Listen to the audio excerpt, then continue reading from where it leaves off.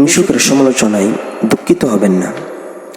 হিংসুকরা যদি আপনার সমালোচনা করে, আপনার ব্যাপারে কোনো অসঙ্গত কথা বলে, আর আপনি তাতে ধৈর্য ধারণ করেন, তাহলে এর বিনিময়ে আপনার সব ও প্রতিদান পাবেন। তারা যদি আপনার সমালোচনা করে, তাহলে ধরে নেবেন তাদের কাছে আপনার মূল্য রয়েছে। কেননা মৃত কুকুরকে কেউ লাথি মারে না। তুচ্ছ ও নগণ্য লোকদের কোনো হিংসুক থাকে না। তাই এক কবি বলেছেন, মর্যাদাবান লোকদেরই হিংসা করা হয়, নিচু ছোট ইতর লোকদের কেউ হিংসা করে না।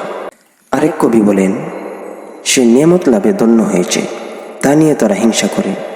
আল্লাহ তাআলা তার থেকে তাদের তুসমুদের কারণে নিয়ামত ছিনিয়ে নেবেন না। আরেক কবি বলেন, হায় আফসোস, তারা আমার মৃত্যুতে হিংসা করে। হায়, আমার মৃত্যু তাদের হিংসা থেকে মুক্ত নয়।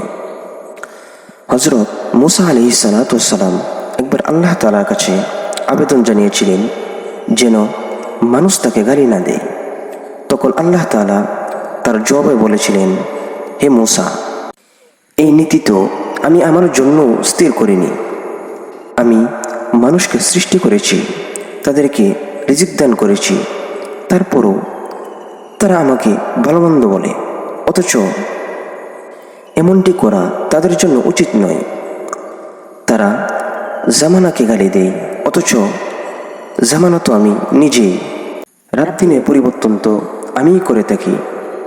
তারা আরও বলে, আমার নাকি স্ত্রী সন্তান রয়েছে, অথচ আমার কোনো স্ত্রী সন্তান নেই।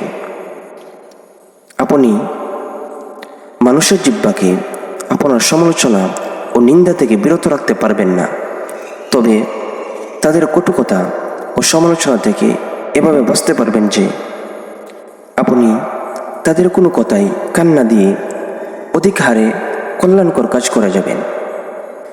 এক হাদিসে বর্ণিত হয়েছে, রাসূল আকরাম সাল্লাল্লাহু আলাইহি ওয়াসাল্লাম ইরশাদ করেছেন, আল্লাহ তাআলা বলেন, আদম সন্তান আমাকে গালিগালাজ করে, অথচ এমনটি করা তাদের জন্য উচিত নয়।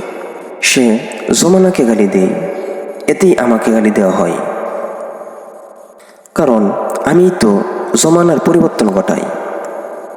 যেভাবে ইচ্ছা আমি রাত দিনকে আবর্তন করি। তারা যে বলে আমার স্ত্রী সন্তান রয়েছে, এতেই আমাকে গালি দেওয়া হয়, কারণ আমার কোনো স্ত্রী সন্তান নেই।